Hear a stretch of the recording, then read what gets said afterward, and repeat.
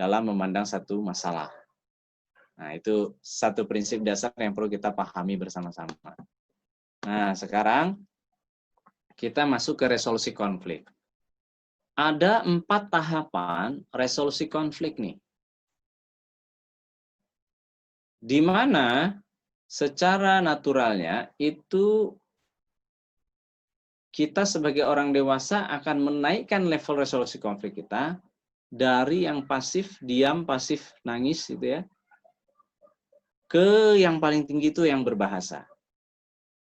Kalau saat pasif ini 0 sampai 2 tahun, bayi.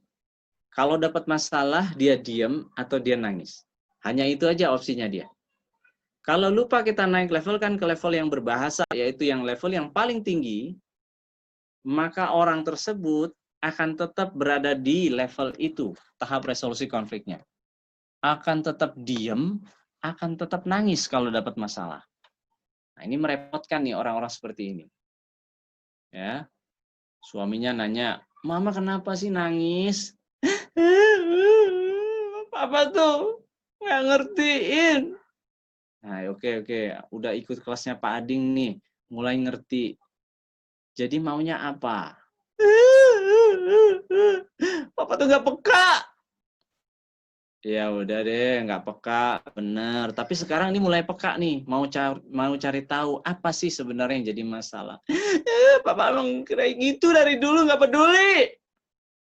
Akhirnya dia lari ke kamar, banting pintu, kunci kamar, nangis. Kira-kira selesai nggak masalahnya, Bapak Ibu? Boleh di-unmute. Di-unmute dulu, lalu dijawab.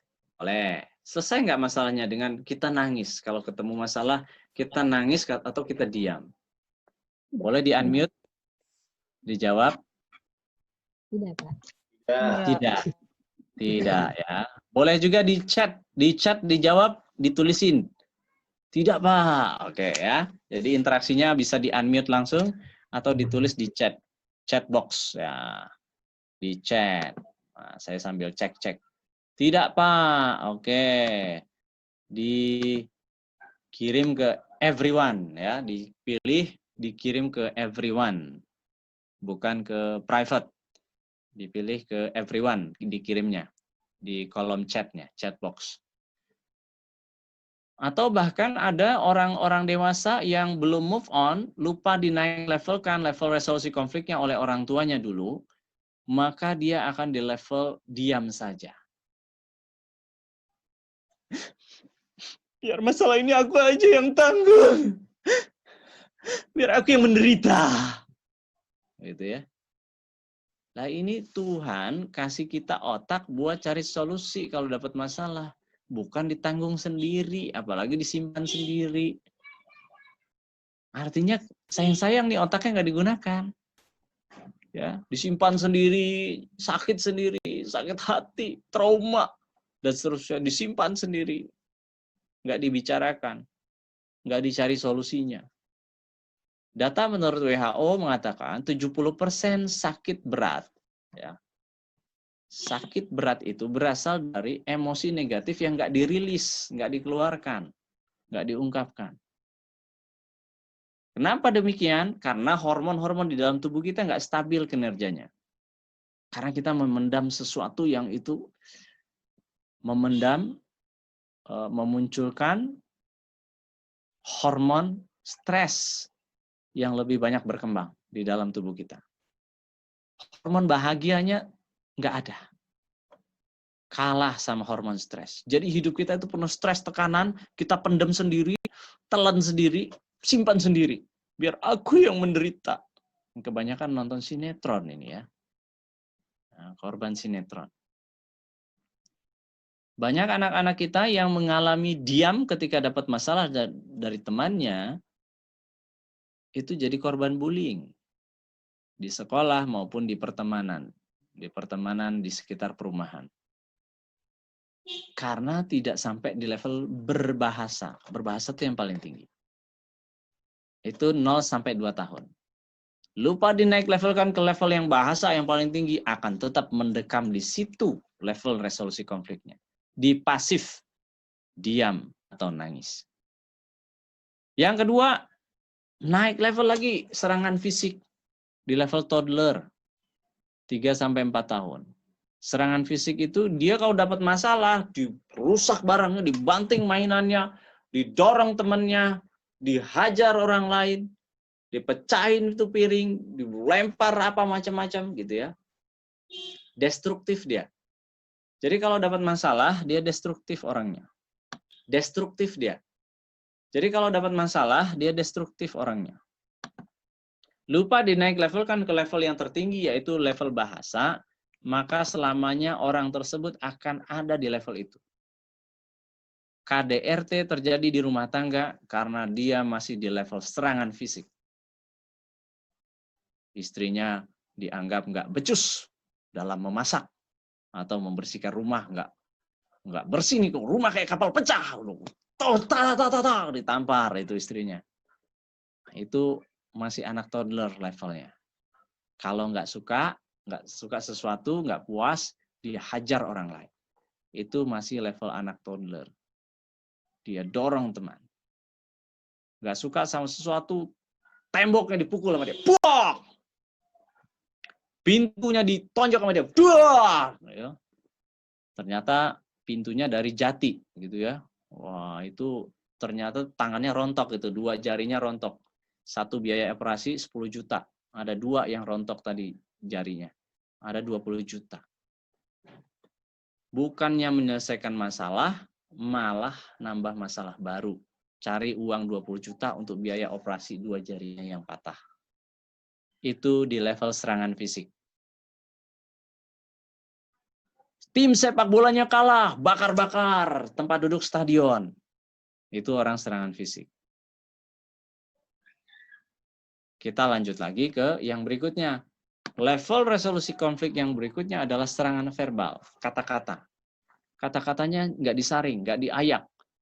Julid, nyinyir. Nah, ini kayak netizen gitu ya. Di netizen itu, di Indonesia itu serangan verbalnya ngeri-ngeri. Kalau ada orang udah salah di Indonesia itu, salah apapun gitu ya, wah diserangnya habis-habisan. Perkataannya itu bikin sakit hati. Kalau dapat masalah, dia berkata-kata yang kotor, tidak nyaman, menghina, dan seterusnya. Itu orang ada di level serangan verbal. Anak TK nih kayak gini. Kalau dapat masalah, kalau temannya terlambat, diteriakin sama dia. Telat dia, telat. Seragam temannya berbeda. Beda, ini mah anak lain ini, beda tuh. Beda dia, beda. Teriakin, Lupa dinaik levelkan ke level bahasa, akan tetap ada di sini orang dewasa tersebut. Dan itu terjadi di Indonesia. Netizen Indonesia itu serangan verbal semua isinya. Masih level anak TK. Nah, yang paling tinggi, yang bagus tuh gimana Pak Ading? Kalau dapat masalah, kita bicara baik-baik, levelnya itu bahasa. Kita bicara jika ada masalah. Bicara baik-baik. Dengan apa? Dengan formula SPOK. Subjek, Predicate, Objek, Keterangan. Jelas itu. Nggak ada yang ditutup-tutupi. Semuanya jelas. Ya, banyak juga orang dewasa yang bicaranya tuh nggak jelas. Subjeknya apa, predikatnya apa, objeknya apa, keterangannya apa. Tolong nanti itunya dianuin ya, Ma. Tolong ya. Agak dianuin dikit lah itu. Ya. Oke, Pak, katanya. Ya, itunya dianu-anuin itu yang mana? Itu apa sih yang dianu-anuin itu? Nanti begitu pulang, kok belum, Mah? Ya, tadi ya maksudnya anu-anuan itu apa ya yang diitu-ituin gitu ya. Nggak jelas, makanya terjadi miskomunikasi. Orang yang levelnya udah level bahasa, dia tahu kapan harus diam, tahu kapan harus bicara. Dan bicaranya efektif. Dia jelaskan sesuatu secara bahasanya tenang, santai, santuy kata orang sekarang, dan sopan orangnya. Nah, ini yang kita mau capai nih. Pada diri kita, pada anak-anak kita di rumah. Dimanapun dia berada, kita ingin naikkan levelnya ke level yang paling tinggi, yaitu bahasa. Tahu kapan harus diam, kapan harus bicara, dia tenang, tapi dia responsif, bukan reaktif. Dapat masalah itu dia tetap stay cool. Dia nggak buru-buru langsung terpacu emosional. Enggak, dia tenang dulu, analisis dulu ini apa yang terjadi sebenarnya. Baru dia merespon. Tugas kita sebagai orang dewasa adalah menaik levelkan skill resolusi konflik anak kita di rumah masing-masing. Karena ini yang paling mahal nih, skill ini yang paling mahal yang dipunyai oleh seorang manusia. Kalau dia mampu tetap tenang menghadapi masalah di level bahasa resolusi konfliknya, kita mau lepas anak kita kemana aja, kita tetap tenang. Nah, sekarang kalau saya tanyakan, di manakah level resolusi konflik diri kita masing-masing? Silahkan tuliskan di chat box. Diri kita nih ya, diri kita masing-masing. Di mana yang paling sering terjadi di rumah? Nggak apa-apa, jujur-jujur aja. Nggak ada yang salah. Nah, justru kita, dengan kita jujur nih, oh iya saya masih ada di level sini ya. Jadi saya tahu tuh. Nah, tidak selesai, tapi kalau mikir nangis ikut mana ya? Nah, setengah-setengah itu. Nah, jadi masih ada unsur bayinya itu. Nah, tidak selesai masalahnya ya. Tapi lebih banyakkan nangisnya Pak. Oh, kalau banyakkan nangisnya berarti masih ada unsur bayinya itu di situ. Nah, oke. Wah, sepertinya seringnya di TK Pak. Oh, oke. Mulutnya julid banget gitu ya, nyinyir, julid gitu kan. Alah, gitu aja nggak bisa gitu ya. Waduh, gitu ya. Kalau pulang-pulang ngelihat rumah berantakan kayak kapal pecah. Ibu, ibu ngapain aja sih di rumah seharian? Gitu. Papa, ulangi lagi kata-kata tadi. Coba ngomong apa tadi? Ibu ngapain aja seharian? Papa, aku tuh dari pagi jam 4 udah bangun. Aku nyiapin makanan buat kamu. Aku tuh gini, aku tuh... Papa tega-teganya ngomong aku ngapain aja seharian. Hello, gitu ya. Langsung marah itu istri. Karena mulutnya nggak diayak gitu Pak suaminya. Kata-katanya nggak disaring. Oh, sering ngomel berarti masih di verbal, serangan verbal. Masih sering marah-marah. Wah, oke. Masih bayi, Pak. Oke, tolong dinaikin ya ke level yang paling tinggi, yaitu berbahasa. Kalau nggak bisa gimana, Pak Ading? Kalau nggak bisa bertahap. Pakai alat bantu. Alat bantunya apa? Tuliskan. Kalau dapat masalah nih, kalau kita masih di level bayi, pasif atau nangis, tuliskan di secari kertas, nanti sampaikan ke suami kita. Nanti sampaikan ke istri kita. Supaya kita masih tetap waras, masih tetap tenang. Dan masalah itu terilis. Terilis itu keluar dari kepala kita. Nggak dipikirin terus. Oh, aduh dipikirin terus. Oh, dibawa tidur, dibawa kemana-mana, jadi bibit penyakit. Nah, tergantung lawannya, Pak. Kalau suami di tingkat baik, kalau orang lain bisa tingkat TK. Wah, ini tolong banget ya. Kalau kita mau menaik levelkan kualitas anak keturunan kita, kita kasih role model yang terbaik bagi anak kita, yaitu kita level resolusi konfliknya di level bahasa yang paling tinggi. It's okay sekarang Anda mau di posisi manapun, it's okay, tapi sudah jelas nih. Nanti di keluarga saya silahkan disepakati. Nanti materi ini akan saya bagikan, nanti silahkan dibikin sedemikian rupa versi teman-teman ayah bunda masing-masing, ditempel, diprint, ditempel di rumah, dikasih tahu ke anak kita, dikasih tahu ke pasangan kita. Mama, anak-anak, kita sepakat mulai hari ini kita kalau ada masalah bicara baik-baik di level bahasa. Bukan nangis, bukan diam, bukan lempar-lempar barang, bukan berkata-kata kotor yang nggak nyaman, tapi bicara baik-baik. Sepakat? Sepakat. Kalau ada yang masih di bawah level bahasa, silahkan ditegur baik-baik. Nah, dengan cara itu, anak yang rengek-rengek, rewel-rewel, kalau udah bersepakat akan hal ini, akan naik kelas sama-sama. Ya, kadang-kala orang dewasa tuh nggak tahan tuh kalau anaknya rewel, nangis, aduh marah-marah apa gimana gitu ya. Dia jadi terpancing emosi juga. Nah, padahal sudah sering bicara SPOK, tapi saat ada konflik langsung turun tahapannya. Oke, nggak apa-apa. Berlatih terus gitu ya, karena ini adalah sebuah skill sebenarnya, bukan taken for granted, bukan bakat. Ini sebuah skill dan bisa dilatih. Oke, terima kasih yang sudah mau untuk berbagi tentang di level mana level resolusi konfliknya. Nah, sekarang kita masuk ke materi intinya. Kalau kita sudah tahu nih level bahasa itu yang akan kita tuju, maka apa saja sih yang biasanya menjadi kesalahan-kesalahan yang paling sering dilakukan oleh orang tua?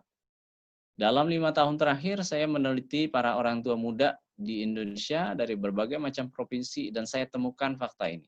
Sebenarnya ada 25 kesalahan, tapi yang saya bahas kali ini hanya 13 saja. Nah, oke. Apa itu Pak Ading? Kesalahan pertama, yuk kita bahas satu-satu. Yang pertama, boleh nggak apa-apa, berlatih terus gitu ya, karena ini adalah sebuah skill sebenarnya, bukan taken for granted, bukan bakat. Ini sebuah skill dan bisa dilatih.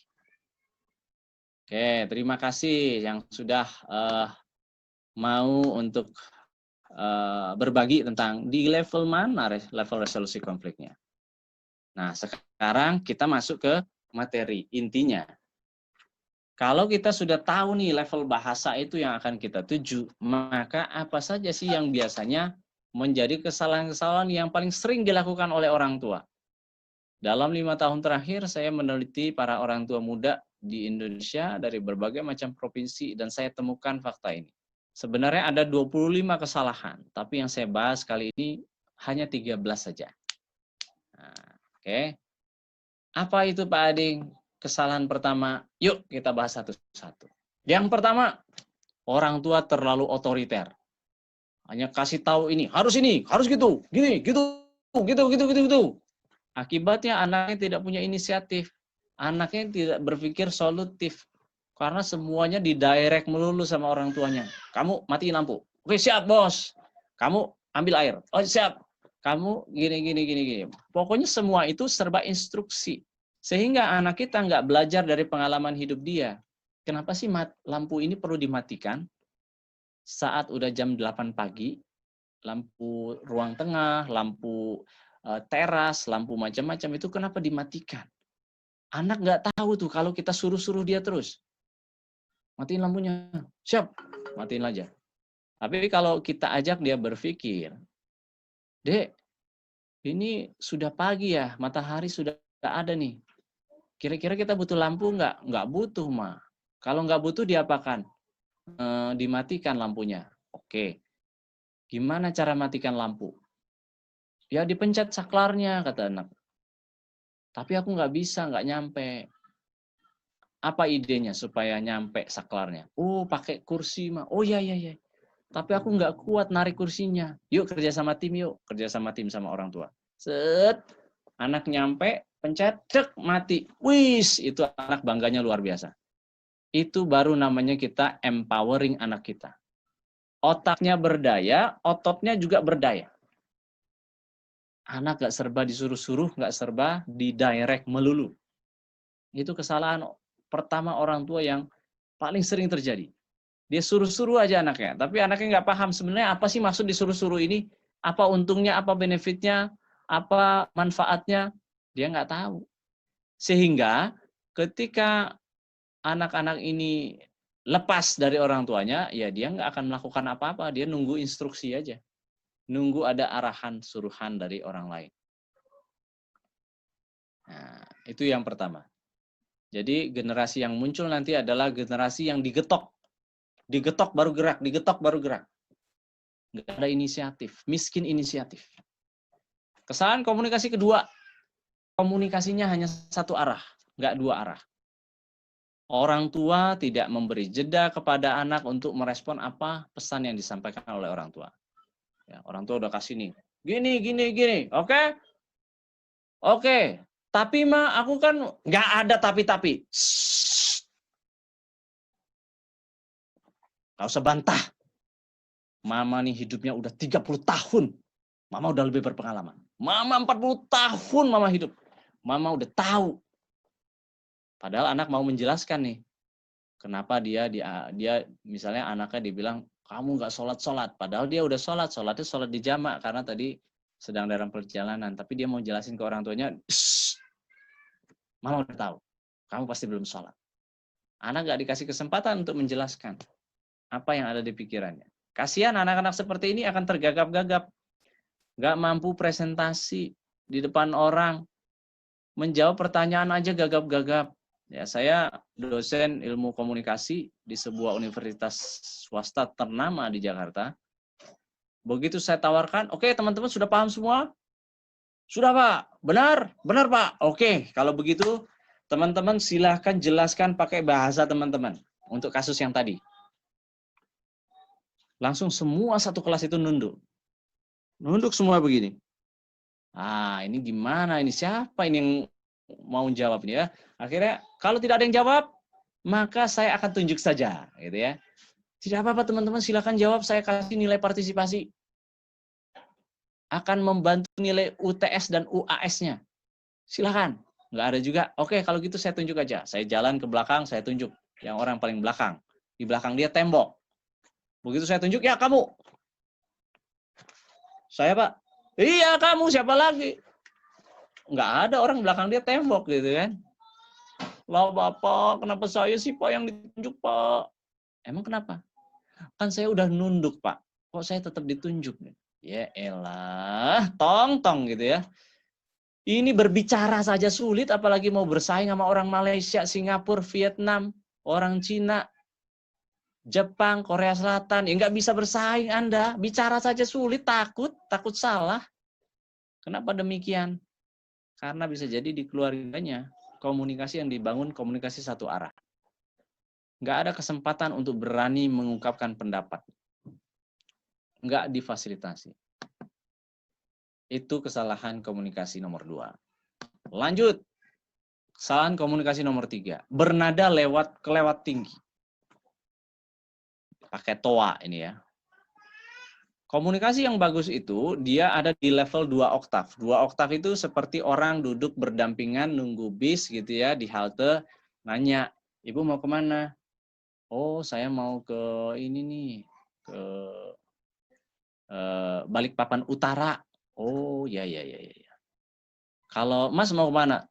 Saya sama juga, Bu. Mau ke arah sana juga. Mau ke Creative Land saya, Bu. Mau ke arah sana. Oh, gitu ya. Iya. Jadi duduk berdampingan, bicaranya santai, nadanya santai. Seperti orang duduk berdampingan. Jadi nadanya nggak tinggi-tinggi. Nah, tapi kalau banyak orang dewasa di rumah itu yang nadanya itu udah tinggi banget gitu ya, itu akan membuat anaknya itu justru akan pertama neuron di otaknya rontok, yang kedua dia akan butuh cara mengingatkan yang lebih ngeri lagi nadanya, lebih tinggi lagi. Kalau nggak diteriakin sampai tinggi, nggak akan berhenti. Gitu ya. Contohnya gimana Pak Adi? Contohnya mulai dari bangunin pagi. Kalau bangunin pagi itu kita udah emosi tingkat tinggi, si ibu biasanya ya, Adek bangun, Adek bangun, astagfirullah. Adek, kakak, astagfirullahaladzim. Salat subuh, astagfirullahaladzim. Ya, istighfarnya itu bukan malah bikin setan pergi, istighfarnya malah ngundang setan gitu ya.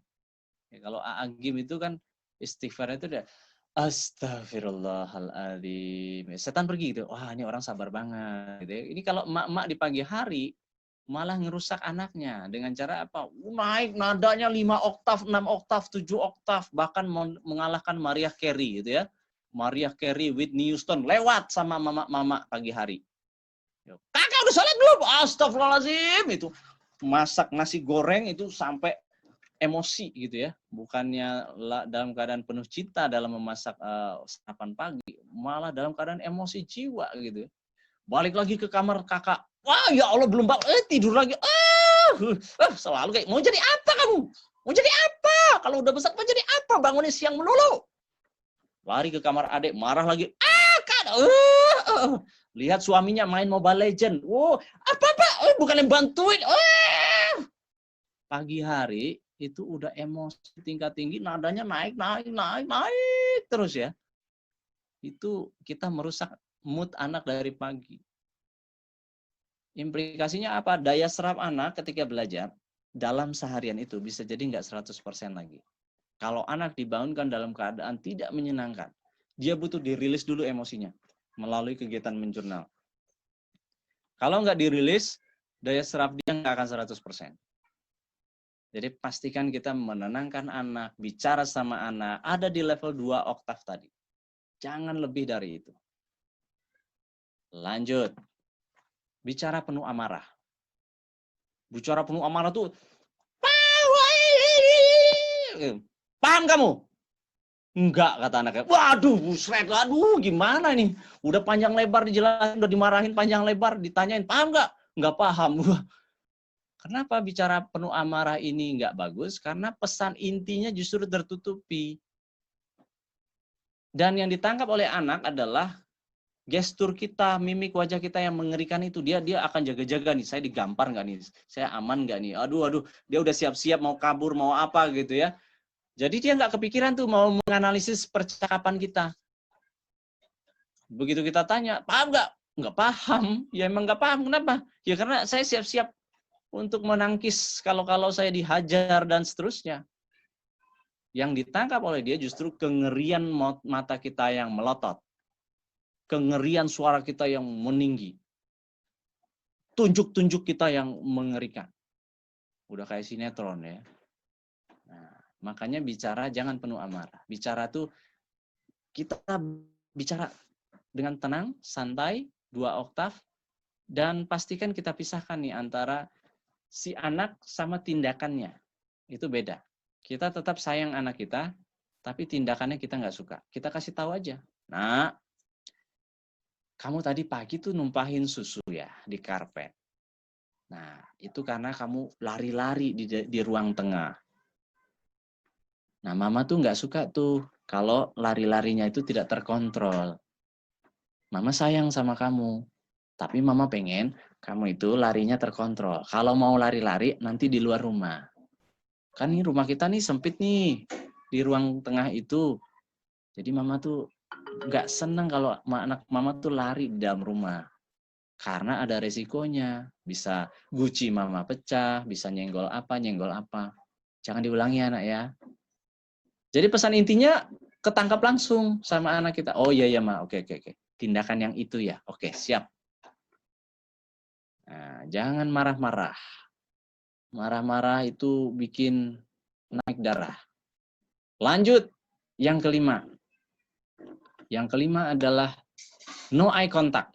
No eye contact itu gimana Pak Ading? No eye contact itu kita nggak tatap-tatapan sama anak, tapi kita ngomong, bicara. Dari lantai 1 ke lantai 2, dari lantai 2 ke lantai 1, dari lantai 3 ke lantai 1. Adik! Kakak! Matiin itunya! Airnya jangan lupa!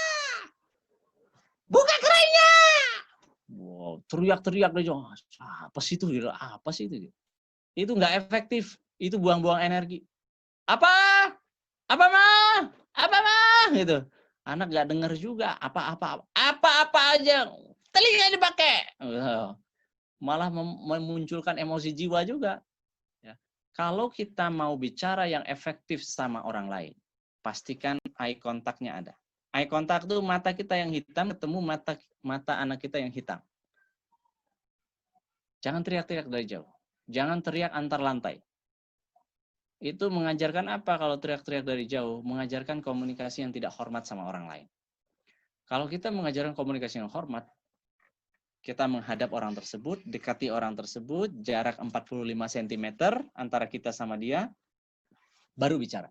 Ada eye contact-nya, matanya yang hitam, ketemu mata kita yang hitam, sampaikan pesannya. Itu efektif. Adik, udah disiram tanamannya.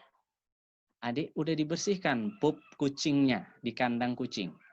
Itu kan kucing kamu ya. Udah mah. Nah, jadi eye contact itu perlu sekali.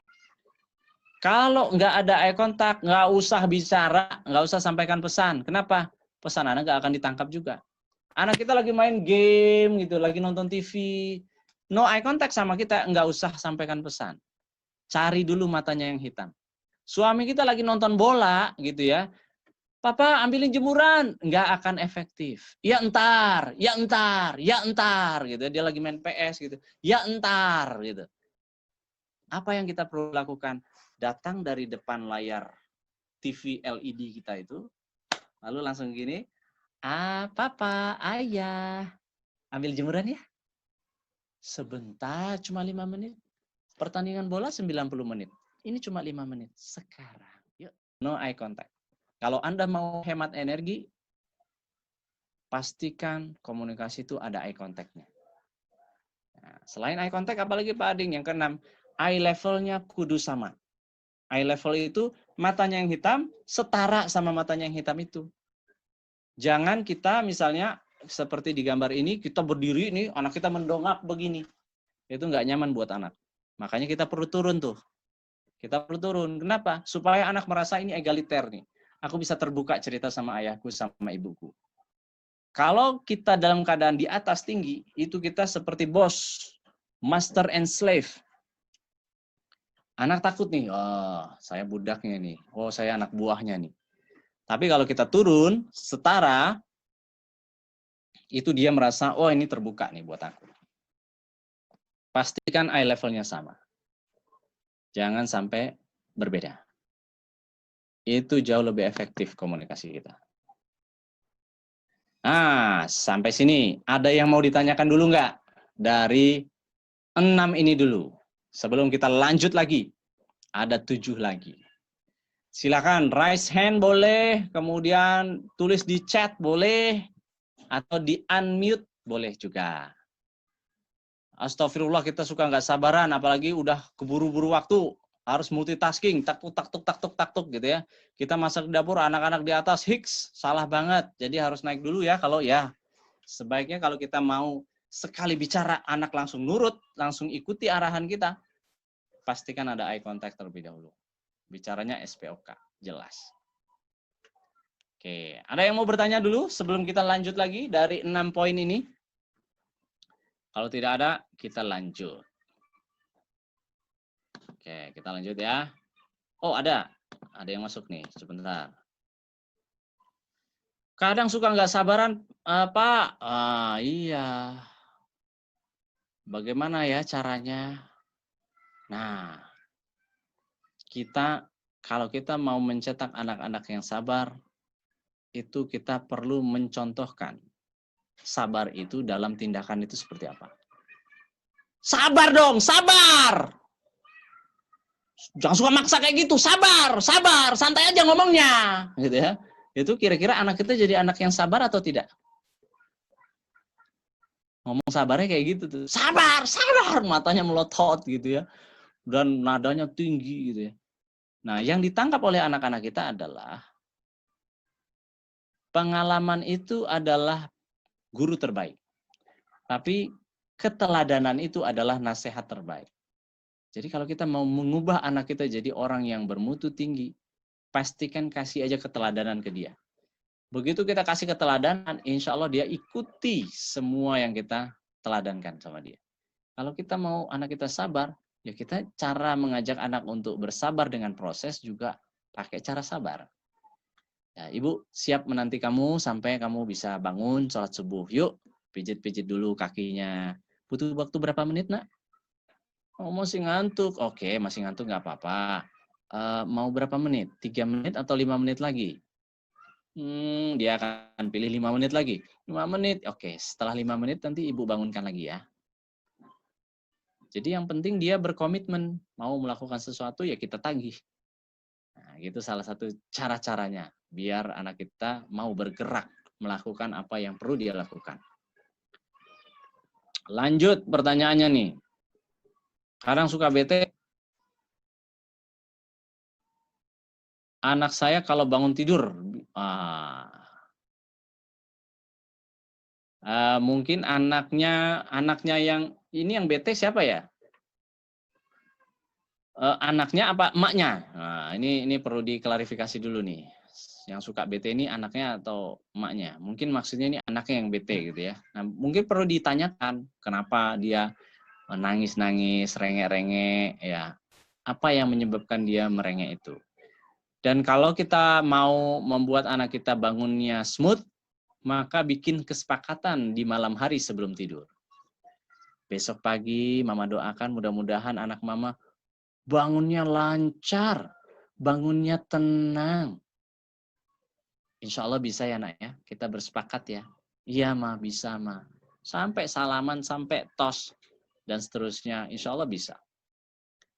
Dengan syarat dia nggak banyak nonton TV sebelum tidur gitu ya, dan nggak banyak konsumsi gadget gitu ya. Kemudian dia tidurnya itu memang sudah dalam keadaan untuk mau istirahat dengan tenang. Nah, bukan dalam keadaan habis nonton TV, nonton sinetron gitu, kebawa-bawa tuh apa yang dia tonton sebelum tidur. Oke, lanjut. Bagaimana cara memanage waktu nih buat ibu-ibu, apalagi yang ibu yang bekerja ya, yang disiapin banyak, anaknya banyak, ada caranya nggak manajemen waktu biar leluasa ketika dikejar waktu. Nah, caranya memanage waktu adalah jangan menjadi superwoman. Melakukan semuanya sendirian. Bagi tugas-tugasnya. Kepada siapa? Kepada anak-anaknya, kepada suaminya. Kerja sama tim.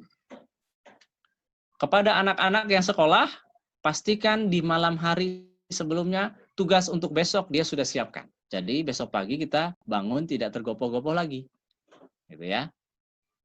Nah, kemudian kepada kita juga malam hari kita udah siapkan. Mau masak apapun kita udah siapin bahannya. Besok pagi itu tinggal cas-cus, cemplang-cemplung aja. Kuncinya ada di well prepare. Persiapannya. Dan libatkan anak dalam kegiatan rumah tangga. Jadi jangan kita semua yang handle. Ya. Misal, untuk beres-beres rumah gitu ya, ya kita bagi tugas-tugasnya. Misalnya yang paling mudah aja, misalnya siapa yang habis menggunakan gelas atau piring, silahkan dikembalikan ke tempatnya, yaitu ke tempat cuci piring misalnya. Itu hal-hal kecil aja kita libatkan anak itu sudah sangat membantu kita. Oke, kita lanjut dulu. Masih ada 7 poin lagi. Lanjut. Apalagi Pak, kesalahan komunikasi lain yang sering terjadi? Not being present. Anaknya ngomong, "Ma, aku gini, Ma." Hah? Hah? Apa? Hah? Gimana? Hah? Hah? Hah? Haho aja nih orang tua.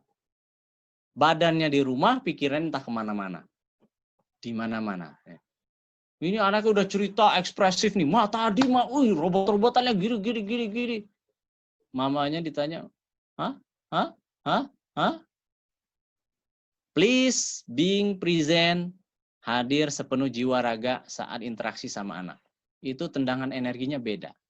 Anak kita, begitu kita hadir sepenuh jiwa raga ketika interaksi sama anak kita, dia akan sangat mudah kita arahkan apapun. Karena kita menghormati dia dengan being present itu. Dia ngerasa dimanusiakan. Dengan dia, diajak ngomong nyambung nih orang tuaku nih, asik nih. Selalu nyambung diajak ngomong. Karena jiwa raga pikirannya dia ada di sini saat aku bicara sama orang tuaku. Kesalahan komunikasi nomor 8, menyambi dengan kegiatan lain. Ya udah sambil masak, udah cerita aja, mama masak nih, udah cerita aja. Ini anak merasa tidak dihormati. Tidak hormat sama lawan bicara. Kita sambil pegang HP gitu ya udah cerita aja. Kita lagi balas-balas WA gitu. Ini kita nggak hormat sama anak kita saat bicara. Taruh dulu HP-nya, "Mama, aku mau cerita." Anak mama mau cerita ya? Oke, mama taruh dulu handphonenya ya. Coba nak, mau cerita apa? Kita lagi ngetik nih. Lagi ngetik, anak kita minta ngobrol gitu kan. Ini masih bisa dipending, kita bukan acara live meeting gitu sama kantor kita. Ya udah kita tinggalkan dulu. Hadapkan bahu Anda, badan Anda ke anak Anda. Jangan disambi. Nah, karena begitu disambi itu kualitas interaksi kita akan tidak optimal. Lanjut ke yang 9. Dilarang menangis. Jangan nangis. Kamu anak laki, nggak boleh nangis gitu ya. Please jangan larang anak laki-laki untuk dilarang menangis gitu ya. Jangan larang anak laki-laki untuk menangis. Kenapa? Karena zaman sekarang banyak laki-laki yang nggak tahu diri, nggak sensitif, nggak bisa baca perasaan istri-istrinya. Dan mereka komplain. Menangis itu bagian dari penyaluran emosi jiwa seseorang. Dan menangis itu barometer orang itu hatinya tuh masih halus atau tidak. Bisa sensitif membaca situasi atau tidak. Karena sering dilarang menangis sejak kecil karena dia laki-laki dan seterusnya. Apa gitu aja nangis, gitu aja nangis ya. Istri-istri akan banyak mengeluhkan pada suami-suaminya yang nggak tahu diri, nggak bisa baca kode, nggak bisa baca perasaan, nggak bisa baca situasi. Karena hatinya beku. Hatinya itu kayak kanebo kering. Nggak ada lemes-lemesnya, nggak ada fleksibel-fleksibelnya ya. Kanebo kering tahu ya. Kanebo kering kalau kita pakai lap untuk lap mobil itu baret-baret itu mobil orang. Nah, jadi pastikan kita tidak larang anak kita menangis. Boleh nggak nangis Pak Ari? Boleh banget nangis. Nah, kamu butuh nangis ya? Boleh. Kalau nangis itu bikin hati kamu lega, silakan nangis. Tapi segera regulasi diri ya, segera bicara kalau ada masalah apa, langsung bicara. Segera tenangkan diri dan bicara masalahnya apa. Nggak apa-apa, kalau anak kita masih suka nangis, nggak apa-apa. Kasih kesempatan dan sediakan air mineral di sampingnya dia, supaya ketika dia udah capek nangis, dia minum dulu, begitu minum dia baru bisa bicara itu. Nah, jadi jangan larang anak laki-laki Anda untuk dilarang menangis. Lanjut, menyelesaikan masalah dengan menghindari atau ngibulin anak. Untuk tadi, mohon maaf ya Pak ya, untuk mengingatkan kembali waktunya tersisa 4 menit lagi ya Pak ya. Oke, siap. Nah, waktunya tinggal 4 menit lagi. Kita cepetin. Menyelesaikan masalah dengan menghindari atau ngibulin anak. Wih, lihat tuh, ada pesawat. Nggak ada pesawat sebenarnya. Jadi, misalnya anak kita jatuh, sakit, luka gitu. Nggak apa-apa. Ya itu apa-apa. Sakit itu, jangan dibilang nggak apa-apa. Itu apa-apa, itu sakit itu. Kebaret aspal itu sakit. Kita harus jujur sama anak kita. Oh iya, ini memang sakit ini. Tapi kita perlu obati. Nah, itu baru jujur. Lanjut, yang ke-11, membanding-bandingkan anak. Itu kamu kayak kakak kamu dong, pinter tuh, matematikanya jago, apa segala macam. Itu nggak asik. Kayak kakak kamu tuh udah mandi rapi, wangi, udah ganteng, udah cakep. Kamu gimana nih? Oh, dibanding-bandingin, nggak suka. Ini sama halnya perasaannya seorang istri dibanding-bandingkan sama suaminya. Ini sama halnya perasaannya seorang istri dibanding-bandingkan sama suaminya. Mama, kalau dandan tuh kayak Bu RT sebelah itu loh. Dandannya tuh anak jilbabnya itu, daleman jilbabnya itu serasi sama jilbabnya, atasan sama bawahan sama, serasi, lipstiknya pas, segala macam. Kemudian 10 meter aja dia udah wangi gitu. Si suami bandingin istrinya sama istri orang lain, sama Bu RT tetangganya. Kira-kira nyaman apa nggak nyaman tuh dibandingin kayak gitu, ibu-ibu? Boleh di-unmute? Atau ditulis di chat. Nah, boleh. Pastilah tidak nyaman. Tidak nyaman. Tidak ada orang yang suka dibanding-bandingkan. Jadi jangan banding-bandingkan anak kita. Karena situasi, kondisi, resource, kemampuan anak-anak kita serba berbeda. Kemampuan ekonomi kita di saat kehamilan anak kita juga berbeda-beda. Jadi sudah pasti outputnya berbeda. Inputnya juga berbeda. Outputnya pasti berbeda. Tiap anak punya kelebihannya masing-masing. Jangan dibanding-bandingkan, disama-samakan. Karena tiap orang itu unik. Lanjut. Menakut-nakuti dengan yang tidak masuk akal. Ayo makan. Nggak makan. Ada hantu loh. Hantu. Makan nggak? Suntik loh sama dokter. Suntik loh. Ada ambulan gitu ya. Jadi dia nggak mau makan, nggak mau apa, semua serba ditakut-takutin sama hal yang tidak masuk akal. Sampai besar dia trauma sama polisi, dia trauma sama suntik, dia trauma sama suster, sama dokter, dan seterusnya. Jangan rusak pola berpikir anak kita. Dan yang terakhir adalah nanya sendiri, jawab sendiri. Ya, kamu mau mobil-mobilan yang mana? Cepat, mama ini nggak punya waktu nih, cepat. Yang biru apa yang merah? Ayo cepat, ini mama mau arisan ini, mau pengajian. Yang biru mah? Ya jangan yang biru udah banyak di rumah, yang merah aja. Ya, nanya sendiri, jawab sendiri. Ngapain nanya tadi? Elah gitu ya. Sampai besar anak-anak yang diperlakukan seperti ini, dia juga akan banyak kebingungan. Mau milih jurusan, milih universitas juga bingung. Nah, sekarang pertanyaan saya, yang dari 13 kesalahan komunikasi ini, mana yang paling banyak dilakukan oleh ayah bunda? Mari kita renungkan, kita perbaiki satu-satu.